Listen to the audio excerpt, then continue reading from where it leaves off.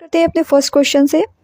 वाक्यांश के लिए एक शब्द बताना है जिसके हाथ में चक्र हो। तो जिसके हाथ में चक्र हो उसे चक्रपाणी कहते हैं। देखिए पाणी वर्ड जो है इसका मतलब होता है हाथ, तो जिसके हाथ में चक्र है उसके लिए वर्ड यूज होगा चक्रपाणी। ऑप्शन नंबर बी करेक्ट है।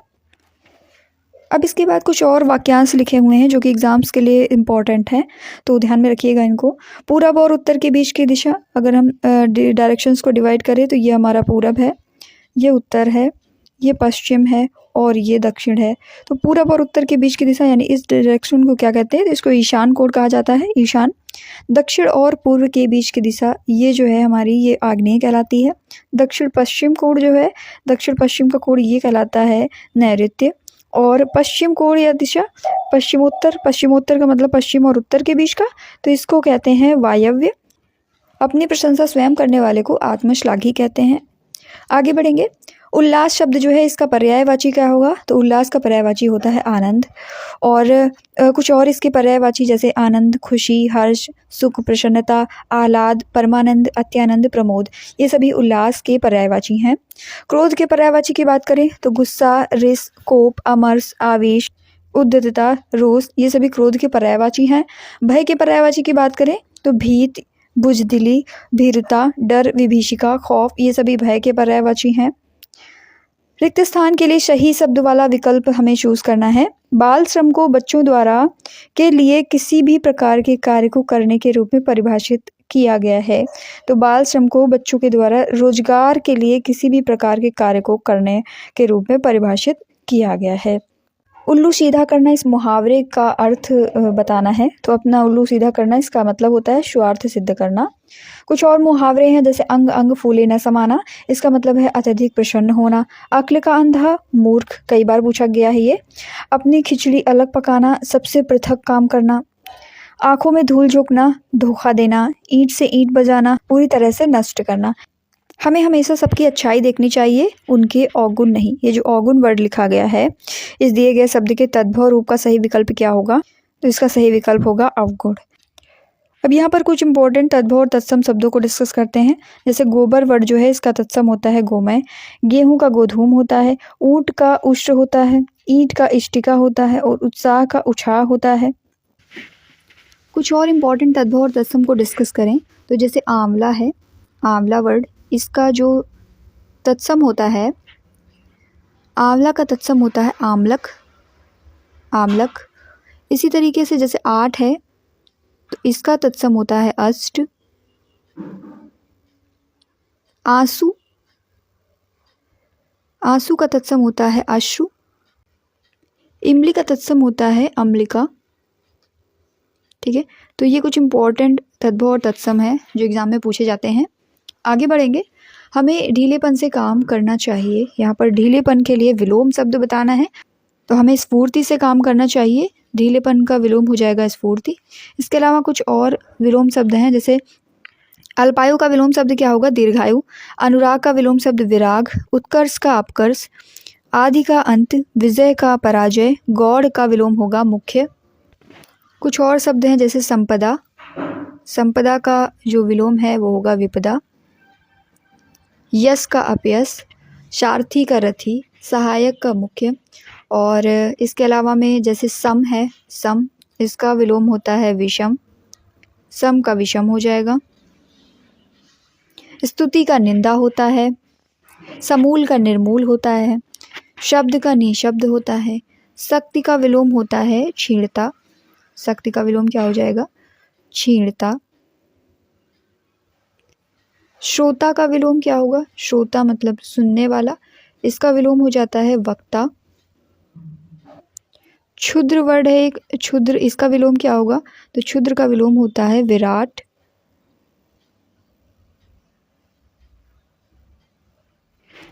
निज का विलोम क्या होगा, निज मतलब अपना और पर मतलब दूसरे का, तो निज का विलोम हो जाएगा पर। जैसे एक वर्ड है पतन, इसका विलोम क्या होगा, तो पतन का विलोम होता है उत्थान। निर्भीक का भयभीत। नेकी का बदी होता है। नत का उन्नत होता है। और एक वर्ड है नख, इसका क्या होता है, तो नख का विलोम होता है सिख। ठीक है। तो इस तरीके से कुछ इंपॉर्टेंट विलोम शब्दों को हम लोगों ने डिस्कस किया। आगे बढ़ेंगे। योग से मनोरंजन भी किया जा सकता है तथा भटकते मन को क्या प्रदान की जा सकती है, तो भटकते मन को भी शांति प्रदान की जा सकती है। ठिकाना न रहना, इस मुहावरे का अर्थ है कहीं जगह न मिलना। कुछ और इम्पोर्टेंट मुहावरे हैं जैसे ठगा सा रह जाना, आश्चर्यचकित रह जाना, हवा से बातें करना, बहुत तेज दौड़ना, मुट्ठी में करना यानी वश में करना, लोहा लेना, साहस पूर्वक मुकाबला करना। कुछ और इम्पोर्टेंट मुहावरे हैं जैसे आंखें फेरना।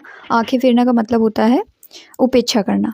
ऊंट की गर्दन, ऊंची गर्दन, ये सभी मुहावरे में इम्पॉर्टेंट हैं। कान लगाना, ध्यान देना। काठ का उल्लू बहुत ही इम्पॉर्टेंट है।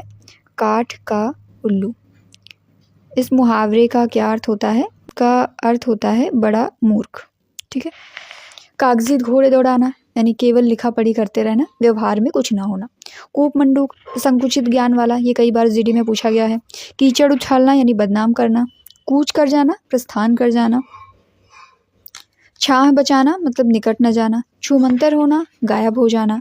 सिर पर भूत सवार होना मतलब किसी चीज़ की जिद। धूल फाकना यानी मारे मारे फिरना।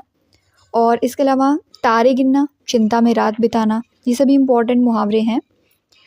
मैं किसी काम से बाहर जा रहा हूँ को वापस आऊँगा, तो सोमवार को वापस आऊँगा, ये सही यहाँ पर विकल्प होगा। पुल्लिंग वाला विकल्प हमें चूज़ करना है।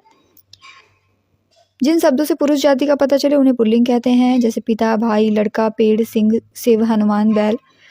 इमनिश प्रत्यांत शब्द जो हैं वो पुल्लिंग होते हैं। लोभी धन इसलिए इकट्ठा करता हो जिससे उससे किसी समय उसकी कमी ना हो, परंतु उसे उसकी कमी हमेशा बनी रहती है। तो इसमें मात्राओं से संबंधित त्रुटि जो है वो पहले ही पार्ट में है। नेक्स्ट क्वेश्चन, तुम दोनों कब से खटर पटर कर रहे हो, अब चुप हो जाओ। इसमें निरर्थक शब्द जो है वो खटर पटर है। जिन शब्दों का कोई अर्थ नहीं होता उन्हें निरर्थक शब्द कहते हैं। निरर्थक शब्दों के कुछ उदाहरण हैं जैसे रोटी वोटी, पानी वानी, डंडा वंडा। इस तरह के जो वर्ड होते हैं उनको निरर्थक शब्द कहा जाता है। यहाँ पर जो खट्टर पटर वर्ड लिखा हुआ है निरर्थक है। करेक्ट क्या होगा? तो ऑप्शन नंबर सी हमारा करेक्ट हो जाएगा। चौड़ी इस तरीके से लिखते हैं। आशीर्वाद, जो कुछ कॉमन मिस्टेक्स हैं जैसे आशीर्वाद को कभी कभी इस तरह लिख देते हैं आशीर्वाद, ये गलत है। आशीर्वाद सही होगा। आलोचना जो है आलोचना सही होता है। अत्याधिक, अत्यधिक लिखते हैं। इस प्रकार राम सीता की खोज में विरल वन के अंदर आगे बढ़ते गए। विरल जो है इसका विलोम बताना है, तो विरल का विलोम होता है सघन, का विलोम बहुज्ञ और अवलंब का विलोम निरालंब होता है। नेक्स्ट क्वेश्चन, दिए गए शब्द का पर्यायवाची ज्ञात करना है। महिला का पर्यायवाची क्या होगा? महिला का पर्यायवाची स्त्री हो जाएगा। महिला के कुछ अन्य पर्यायवाची हैं जैसे स्त्री, नारी, कामिनी, रमणी, वनिता, कांता, ललना, अबला और औरत, सुंदरी। ये सभी महिला के पर्यायवाची हैं। आंसू के कुछ पर्यायवाची हैं जैसे अश्रु, नयन जल, नेत्र जल, चक्षु जल। गजानन गणेश को कहते हैं। विनायक, गणेश, लंबोदर, एकदंत, विघ्नेश, विनायक, ये सभी गजानन के पर्यायवाची हैं। अमृत के पर्यायवाची सुधा, सोम, पीयूष, अमीय, जीवनोदक, ये सभी अमृत के पर्यायवाची हैं। पुष्प के पर्यायवाची हो जाएंगे फूल, सुमन, कुसुम, प्रसून। दिए गए सेंटेंस में वो भाग ज्ञात करना जिसमें कोई त्रुटि है। आत्मसम्मानी व्यक्ति का हृदय में लोभ का भाव नहीं होता, तो आत्मसम्मानी व्यक्ति का की जगह पर यहाँ पर के होगा। आत्मसम्मानी व्यक्ति के हृदय में लोभ का भाव नहीं होता है। नीचे दिए गए वाक्य के त्रुटिपूर्ण खंड को चिन्हित करना है, जिसमें कोई त्रुटि ना हो तो भाग डी को चिन्हित करना है। पुलिस द्वारा चोरी का माल बरामद हो गया है, तो यहाँ पर ऑप्शन ए में मिस्टेक है। पुलिस द्वारा चोरी के स्थान पर पुलिस की कार्रवाई के द्वारा शब्द उचित होगा। इसका पूर्ण शुद्ध वाक्य इस प्रकार से होगा, पुलिस की कार्रवाई के द्वारा चोरी का माल बरामद हो गया है। बरामद जो है ये एक विदेशी शब्द है, इसका जो अर्थ होता है वो है मिलना। जो इंद्रियों से परे हो उसके लिए वर्ड यूज़ करते हैं अतीन्द्रिय। जिसने अपनी इंद्रियों को जीत लिया हो उसके लिए जितेंद्रिय वर्ड यूज़ होगा। जिसका जन्म नहीं होता उसे अजन्मा कहते हैं। बरसात बिल्कुल ना होना यानी अनावृष्टि। बहुत कम बरसात होना, इसके लिए अल्पवृष्टि वर्ड यूज़ करते हैं। जो सहनशील ना हो उसके लिए असहिष्णु वर्ड यूज़ होता है। शोक है कि मैं आपके पत्र का उत्तर नहीं दे सका, तो यहाँ पर शोक की जगह खेद यूज़ होगा। खेद है कि मैं आपके पत्र का उत्तर नहीं दे सका। गंगा नदी भारत देश में हजारों लोगों की जीवन दायिनी है। यहाँ पर गंगा का पर्यायवाची शब्द कौन सा नहीं है? तो हंसजा जो है ये गंगा का पर्यायवाची नहीं है। हंसजा ये यमुना का पर्यायवाची होता है। सूर्य की कन्या यमुना। गंगा के पर्यायवाची हैं देव नदी, भागीरथी, मंदाकिनी, देवपगा, सुचरिता, विष्णुपति, स्वर्गापगा और त्रिपथगा। स्वर्ग से आई हुई इसलिए इन्हें स्वर्गापगा कहते हैं। अश्व, है, तुरंग, वाज, घोड़ा, घोटक ये सभी अश्व के पर्यायवाची हैं। अरण्य मतलब जंगल, इसके पर्यायवाची हैं वन, कानन, अटवी, कांतार। यहाँ पर आपको गद्यांश दिया गया है जिसमें कुछ शब्द हटा दिए गए हैं और सबसे उपयुक्त विकल्प का हमें चयन करना है। प्रकृति मनुष्य को ईश्वर का अनुपम, तो यहाँ पर फिल किया जाएगा वरदान। प्रकृति जो है वो मनुष्य के लिए ईश्वर का अनुपम वरदान है। प्रकृति सदा से ही मनुष्य की सहचरी रही है और अपने गुणों एवं सौंदर्य से मानव को तृप्त करती रही है। मनुष्य भी उसके रूप के प्रति खींचा चला गया है, तो मनुष्य भी उसके आकर्षक रूप के प्रति खींचा चला गया है। आप यहाँ पर दिए गए ऑप्शंस में फिल करके देखेंगे, जो सटीक ऑप्शन होगा उसको चूज करना है हमें। फिर थर्ड में जाते हैं। परंतु जैसे जैसे मनुष्य के हाथों में विज्ञान की शक्ति आने लगी, उसने प्रकृति का दोहन किया और अपनी सहचरी प्रकृति को क्या पहुंचाना आरंभ कर दिया, तो हानि पहुंचाना आरंभ कर दिया। तो ऑप्शन नंबर 3 में क्या फिल किया जाएगा, हानि। संपन्नता नहीं होगा, सामर्थ्य भी नहीं होगा, लाभ भी नहीं होगा। आप पढ़ के देखेंगे तो खुद में पता चलेगा कि यहाँ पर क्या फिल किया जा सकता है। विज्ञान के बल पर वह स्वयं को सर्वशक्तिमान समझने लगा और अपने ही की खाई खोदने लगा, तो अपने ही विनाश की खाई खोदने लगा। बढ़ता हुआ प्रदूषण और प्राकृतिक असंतुलन जो है इसी के परिणाम हैं। प्रकृति को नुकसान पहुंचाकर उसने समस्त मानव जाति को नुकसान पहुंचाया है। फिफ्थ वाला हमारा ब्लैंक प्लेस है यहाँ पर। तो प्रकृति के साथ क्या स्थापित करके ही मनुष्य को बचाया जा सकता है, प्रकृति के साथ सामंजस्य स्थापित करके ही मनुष्य को बचाया जा सकता है। नेक्स्ट क्वेश्चन, सारे शरीर की हड्डियों का ढांचा वाक्यांश के लिए सार्थक शब्द क्या होगा, तो इसके लिए कंकाल वर्ड यूज होता है। जो कहा गया है इसके लिए कथित कहते हैं इसको। अकथ्य मतलब न कहने योग्य। कल्पित कल्पना किया हुआ। वचनातीत जो वचनों से परे हो। अशुद्ध वाक्य कौन सा है, तो इसमें से अशुद्ध वाक्य है कोयल पेड़ में बैठी है। कि किसी चीज़ के ऊपर जब कोई चीज़ होती है तो उससे वहाँ पर में नहीं पर यूज़ होता है। जैसे मेज पर पुस्तक रखी है, कोयल पेड़ पर बैठी है, ये सही होगा। इस वाक्य में प्रयुक्त आदेश शब्द का क्या अर्थ है, ऑफिसर ने कर्मचारी को फाइल लाने का आदेश दिया। आदेश का अर्थ है आज्ञा पालन के लिए कहना, ऑर्डर देना। निम्न विकल्पों में से अशुद्ध वाक्य छांटना है। अशुद्ध वाक्य यहाँ पर छांटना है, तो लड़के ने घर जाना है, ये जो है ये अशुद्ध वाक्य है। लड़के को घर जाना है, ये बिल्कुल शुद्ध वाक्य होगा। बाकी वाक्य जो दिए गए हैं वो बिल्कुल शुद्ध हैं। निरक्षर शब्द का विलोम क्या होगा, तो निरक्षर का विलोम होगा साक्षर। कुछ और विलोम शब्द हैं जैसे जड़, इसका विलोम होता है चेतन। वक्ता का श्रोता, आघात का प्रतिघात, अनिवार्य का ऐच्छिक, आवृत का अनावृत, आलोक का तिमिर और कृत्रिम का प्राकृतिक। नेक्स्ट सेंटेंस है, आजकल दिल्ली के प्रगति मैदान में हस्तशिल्प प्रदर्शनी चल रही है। तो यहाँ पर वर्तनी संबंधी त्रुटि किसमें है, तो हस्तशिल्प प्रदर्शनी जो है ये गलत लिखा हुआ है। प्रदर्शनी ना होकर के ये प्रदर्शनी होता है। मुहावरों और उनके अर्थ का सही युग्म कौन सा है, त्रिशंकु होना यानी अधर में लटके रहना, ये सही युग्म है। इसके अलावा दिए गए सभी सेंटेंसेस गलत हैं। दाल न गलना इसका सही अर्थ होता है वश न चलना, जबकि यहाँ पर लिखा हुआ है पूरा वश चलना, गलत हो जाएगा। खून खौलना इसका मतलब होता है क्रोध आना। दूध की मक्खी यानी अवांछित वस्तु। घुन लगना, क्षय होना। 2 दिन का मेहमान, जल्द मरने वाला।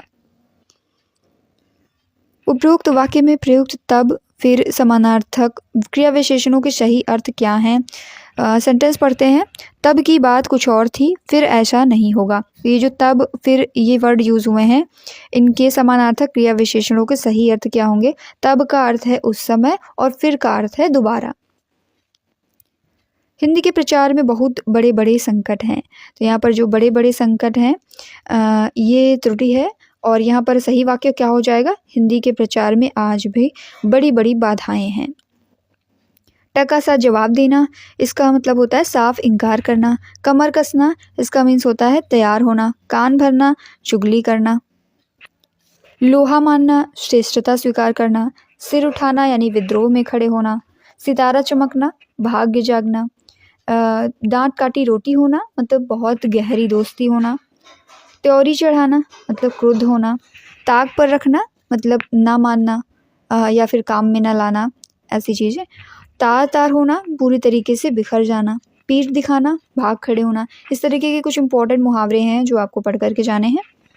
जिसे पार करना कठिन हो उसके लिए वर्ड यूज होता है दुस्तर। दत्तक शब्द का अर्थ होता है गोद लिया हुआ बच्चा या पुत्र। जो अपनी जगह से न डिगे वाक्यांश के लिए उचित शब्द होगा अडिग। जिसे गिना ना जा सके उसे कहते हैं अगणित। जो कुछ भी नहीं जानता हो उसे अज्ञ कहते हैं। जो बहुत थोड़ा जानता हो उसे अल्पज्ञ कहते हैं। वाक्य में रिक्त स्थान की पूर्ति शुद्ध शब्द के द्वारा करनी है। लाल किला भारत की कैसी इमारत है, तो ऐतिहासिक, ये सही वर्ड यूज होगा। ऊँट के मुंह में पान भरना, यहाँ पर पान भरना नहीं होता है, ये मुहावरा होता है ऊँट के मुंह में जीरा देना। ऊँट के मुंह में जीरा, इसका मतलब होता है अधिक खाने वाले को कम देना। एक ही थैले के चट्टे बट्टे, एक प्रकार के लोग। एक पंथ दो काज, मतलब एक वस्तु या साधन से दो कार्यों की सिद्धि हो जाना। जो प्रमाण द्वारा सिद्ध ना हो सके उसके लिए वर्ड यूज होता है अप्रमेय। रात्रि का प्रथम प्रहर, इसके लिए प्रदोष कहा जाता है। मृत्यु का इच्छुक जो है उसे मुमूर्ष कहते हैं। मोक्ष का इच्छुक मुमुक्षु कहा जाता है। दोनों वर्ड एक जैसे हैं, कंफ्यूज नहीं होइएगा। युद्ध की इच्छा रखने वाले को युयुत्सु कहा जाता है। जो बहुत बोलता हो उसे वाचाल कहते हैं। अक्सर एग्जाम्स में ये इच्छा वाले वर्ड जो हैं, इच्छुक, ये सभी पूछे गए हैं, इनको बहुत अच्छे से पढ़ के जाइएगा। मृत्यु का इच्छुक मुमूर्ष, मोक्ष का इच्छुक मुमुक्षु, युद्ध की इच्छा जो रखता है उसे युयुत्सु कहते हैं। जो बहुत बोलता है उसे वाचाल कहते हैं। प्रत्येक भारतवासी को हिंदी का सामान्य ज्ञान होना चाहिए। यहाँ पर इसके स्थान पर अच्छा वर्ड क्या हो सकता है, तो हिंदी का सामान्य नहीं, हिंदी का व्यवहारिक, ये वर्ड बिल्कुल सही है। ऑप्शन नंबर ए हमारा करेक्ट हो जाएगा। वाक्य में प्रयुक्त जो अनुयायी आया है इसका विलोम क्या होगा। वाक्य पढ़ते हैं। भारत देश के रहने वाले बहुत सारे लोग गौतम बुद्ध के अनुयायी थे। अनुयायी का मतलब होता है मानने वाले, तो इसका जो विलोम हो जाएगा वो हो जाएगा विरोधी। अनुगामी का विलोम होता है अग्रगामी, प्रशंसक का विलोम होता है निंदक, और आघात का विलोम होता है प्रतिघात। नेक्स्ट मुहावरा है बहती गंगा में हाथ धोना। इसके लिए सार्थक शब्द होगा अवसर का फायदा उठाना। कुछ और इम्पोर्टेंट मुहावरे जैसे आसमान से बातें करना, बहुत ऊंचा होना, आँच ना आने देना, जरा भी कष्ट या दोष ना आने देना, 8 आंसू रोना, बुरी तरह पछताना, आस्तीन का सांप, इसको कहते हैं कपटे मित्र, आकाश छूना, बहुत तरक्की करना, आकाश पाताल एक करना, अत्यधिक परिश्रम करना, आंचल पसारना, प्रार्थना करना या किसी से कुछ मांगना। रेखांकित शब्द के स्थान पर सर्वोचित विकल्प हमें चूज करना है। आवश्यक काम में रत रहने के कारण मुझे अवकाश नहीं मिला। ये जो रत वर्ड है इसके लिए सही विकल्प क्या होगा, रत को कहते हैं व्यस्त, यानी आवश्यक काम में व्यस्त रहने के कारण मुझे अवकाश नहीं मिला। आसक्त जो वर्ड है इसका विलोम होता है विरक्त। आसक्त का मतलब होता है अनुराग युक्त, अनुरक्त या प्रसन्न। विरक्त का अर्थ होता है उदासीन या विमुख। स्वर्ग का पर्यायवाची क्या होगा, तो स्वर्ग का पर्यायवाची होता है देवलोक।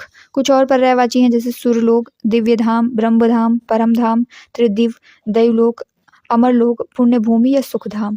क्षितिज के पर्यायवाची हैं अंबरारंभ, आकाश रेखा, उफुक। देव का पर्यायवाची है आकाश, नभ, गगन, तारापथ या पुष्कर। ब्रह्मांड जो है इसके पर्यायवाची हैं दुनिया, जगत, विश्व, संसार। निम्न में से किस वाक्य में गंगा के सही पर्यायवाची शब्द का प्रयोग हुआ है।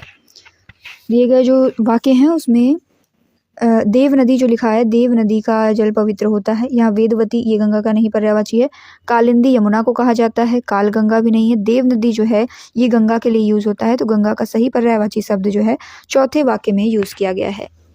गंगा के कुछ पर्यायवाची और हैं जैसे देव नदी, भागीरथी, मंदाकिनी, देवपगा, अमर तरंगिणी, सुरसरी, सुरधुनी, स्वर्गापगा, त्रिपथिगा।